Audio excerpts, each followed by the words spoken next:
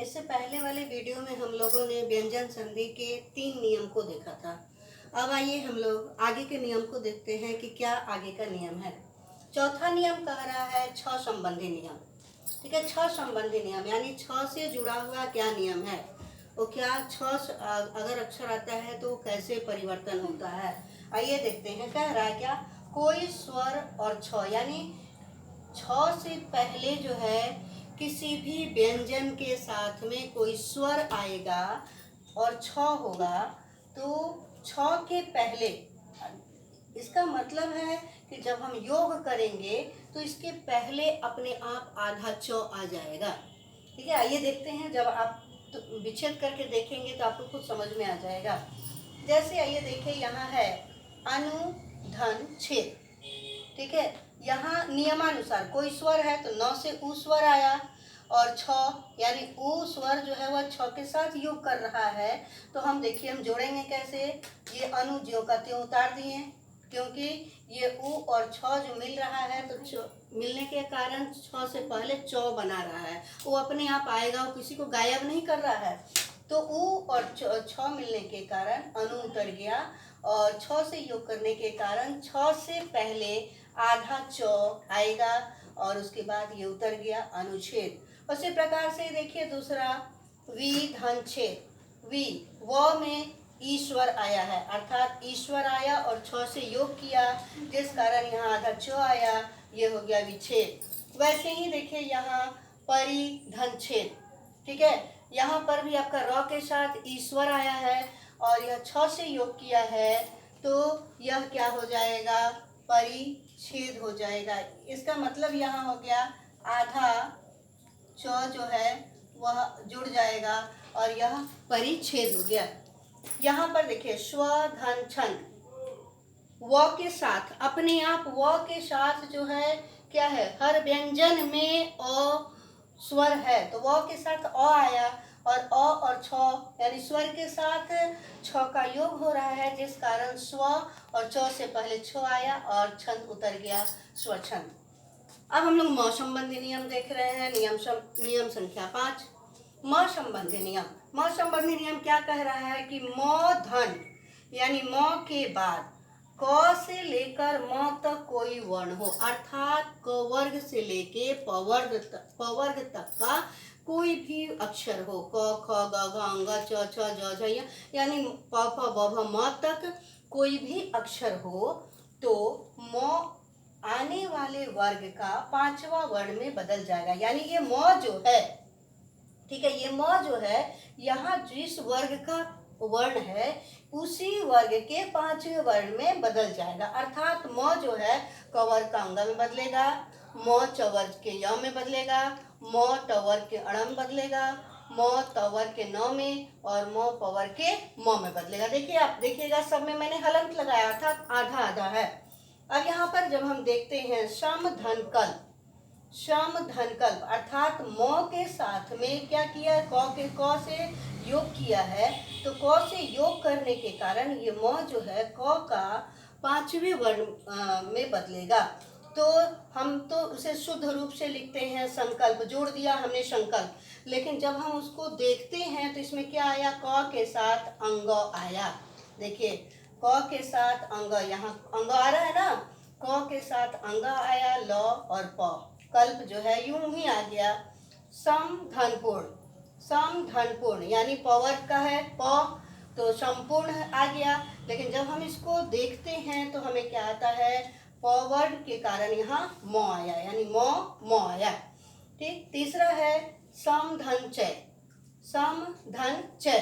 ठीक है, हम संचय लिख देते हैं लेकिन जब हम उसको विच्छेद करके देखते हैं तो च होने के कारण यहाँ य का योग होता है और ये संचय हो जाता है। उसी प्रकार देखिए क्या है कि सम धन योग, एक यहाँ और दे रहा है, यदि म के साथ में य र ल व ह श स और स हो तो म क्या हो जाएगा, म जो है वह अनुस्वार में बदलेगा। अर्थात जब म य र ल व ह श स और स के साथ योग करता है तो म अनुस्वार में बदलता है। यहाँ देखिए सम धन योग, यानी ये य म जो है य के साथ योग कर रहा है, जिस कारण ये म यहाँ अनुस्वार आया और सम स के ऊपर लग गया और ये योग जो है जुड़ गया। सम प्लस सम धन स्मरण, सम म जो है स के साथ में, स है यहाँ स के साथ योग कर रहा है, जिस कारण म जो है वह स के ऊपर आपका अनुस्वार के रूप में लग गया और इधर वाला जुड़ गया। अब दूसरा आपका नंबर 6 में है न का अण में परिवर्तन।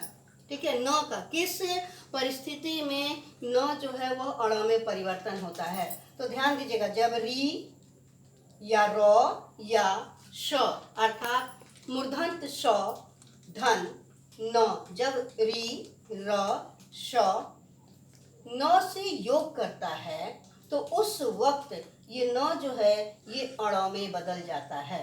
जैसे देखिए परी, परी र के साथ योग कर रहा है ना, यहाँ र निकला और ये न, यानी र और न, र और न, तो र और न के साथ योग करने के कारण यहाँ न होकर के ये अण में बदल गया और ये बन जाता है परिणाम। उसी प्रकार से देखिए भूष धन न, भूष श है, स और नौ से योग करने के कारण ये अण में बदला और भूषण। नंबर 7वां श का श में परिवर्तन, यानी दंत श का मूर्धन्य श में परिवर्तन। किस परिस्थिति में दंत श मूर्धन्य श होता है, तो देखिए श के पहले अ या आ से भिन्न स्वर हो, यानी स के पहले, ये स से पहले अ या आ नहीं होना चाहिए, अ या आ को छोड़ के कोई भी स्वर हो, तो उस स्थिति में ये स जो है इस श में बदल जाता है। अर्थात हमारा सूत्र क्या हुआ, अ या आ को छोड़ के कोई स्वर स से योग करता है, उस स्थिति में ये स जो है श में बदल जाता है। जैसे देखिए यहाँ अभी, अभी भ में क्या आया, ई स्वर जुड़ रहा है और ई जो है वह स से योग कर रहा है, जिस कारण यहाँ हो गया अभी और ये स जो है बदल गया श में अभिषेक। इसी तरह से यहाँ नी धन सेत, नी धन सेत दंत श है, यहाँ न से ई है, ई और स का योग हो रहा है, जिस कारण ये जुड़ा और बदल गया निषेध। अब आइए देखिए 8वां नंबर, त का श से योग करता है, यानी जब त जो है वह तालव्य श से योग करता है तो त च तथा तालव्य श छ बनता है। अर्थात नियम क्या बोल रहा है कि त च में बदलता है और श जो है वह छ में बदलता है। किस परिस्थिति में बदलता है, देखिए जब त जो है वह तालव्य श से योग करता है, उस परिस्थिति में त जो है वह च में, आधा च में बदलेगा और श जो है वह छ में बदलेगा। ठीक है, तो उत त जो है यहाँ श से योग किया तो त आधा च में आया और श जो है वह छ में आया और यूं उतर गया, ये हो गया उच्छ्वास।